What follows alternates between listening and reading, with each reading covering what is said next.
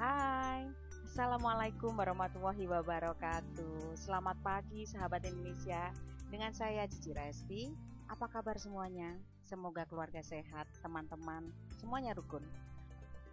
Baiklah, hari ini kita akan bicara mengenai kenalkah Anda apakah hal-hal yang merusak kepercayaan orang lain terhadap kita.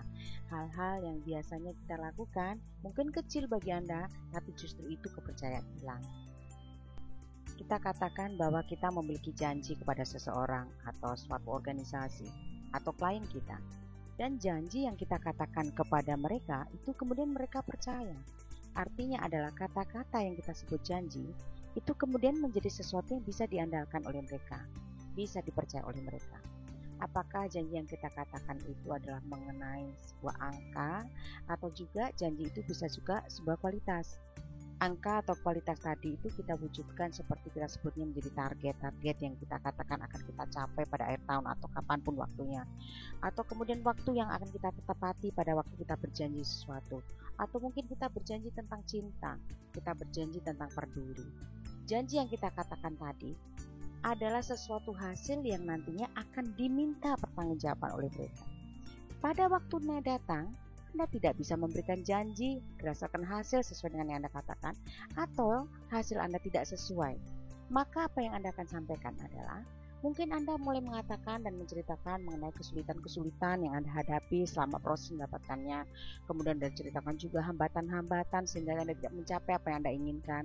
Kemudian juga Anda menceritakan kesulitannya sehingga tidak sesuai hasilnya. Proses yang dilakukan selama Anda mencapai pun tidak sesuai karena apa? Dukungan tidak sama dengan apa yang Anda harapkan. Yang kemudian terjadi adalah pada saat Anda tidak bisa memberikan atau menciptakan hasil sebagaimana yang Anda telah janjikan, maka saat itulah Anda akan sibuk membuat alasan-alasan. Alasan-alasan yang Anda lakukan, kenapa sih Anda melakukan itu? Kenapa kita senang melakukan itu? Ya, karena alasan itu adalah sesuatu yang mudah, jauh lebih mudah daripada menciptakan hasil. Dan yang kedua yang paling penting adalah biasanya alasan itu benar. Maksudnya adalah, kalau Anda bilang bahwa kemudian sulit, iya, memang tujuan itu tidak ada yang mudah untuk didapatkan, itu sulit. Kemudian Anda bilang bahwa aduh trafiknya padat, macet, ya memang seperti itu keadaannya. Atau Anda mulai mengeluhkan mengenai kompetitor Anda, kemudian Anda juga ngomong produknya tidak disukai pelanggan dan seterusnya. Yang paling sering adalah ngomong harganya.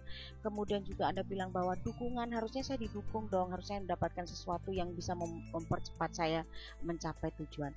Atau mungkin Anda bilang bahwa kesempatannya nggak ada.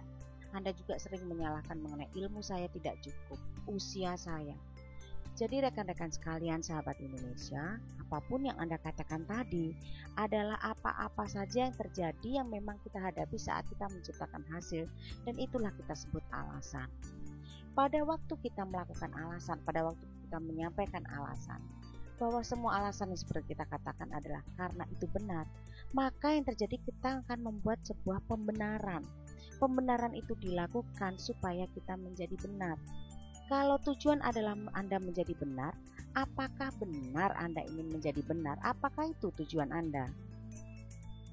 Sebenarnya rekan-rekan sekalian sahabat Indonesia, pada awalnya kita mempunyai suatu toples kita itu bernama kepercayaan. Nah, saat toples kita bernama kepercayaan, kita sering melobanginya sehingga membuat orang itu ragu akan kita. Kemudian mereka curiga apakah kita itu sungguh-sungguh dalam mengucapkan janji kita atau tidak. Mereka tidak yakin bahwa pada akhirnya kita bisa memberikan apa yang kita janjikan akan kita lakukan. Dan mereka tidak peduli lagi dengan kata-kata kita karena mereka tahu tidak akan sampai juga. Mereka sudah capek dengan kata-kata besar yang kita katakan. Mereka lelah untuk berharap. Mereka lelah untuk menantikan yang sebenarnya terjadi. Dan juga apa yang terjadi? Mereka kemudian berpikir bahwa udah deh, nggak usah dipikirkan, itu sesuatu yang remeh. Jadi pada waktu hasil Anda adalah alasan Anda, maka kepercayaan itu terpengaruh atau berpengaruh dalam hasilnya. Apakah mereka masih percaya? Mereka masih percaya, tetapi kepercayaan yang diberikan pada Anda adalah sesuatu yang rendah sifatnya, atau sesuatu yang kecil, atau sesuatu yang remeh. Adakah caranya bagaimana membesarkan kepercayaan itu dan kembali seperti semula?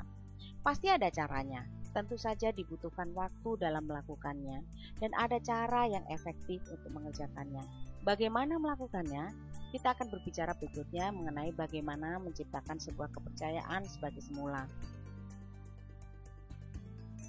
Baiklah sahabat Indonesia, akhirnya selesai sudah apa yang kita bicarakan. Nah, apabila Anda belajar banyak dari apa yang kita diskusikan hari ini, maka sebarkanlah kepada sebanyak mungkin orang. Karena pada suatu ketika seseorang mengajarkan kepada saya dan saya menyebarkan kepada Anda. Terima kasih banyak telah mendengarkan saya. Assalamualaikum warahmatullahi wabarakatuh. Bye-bye.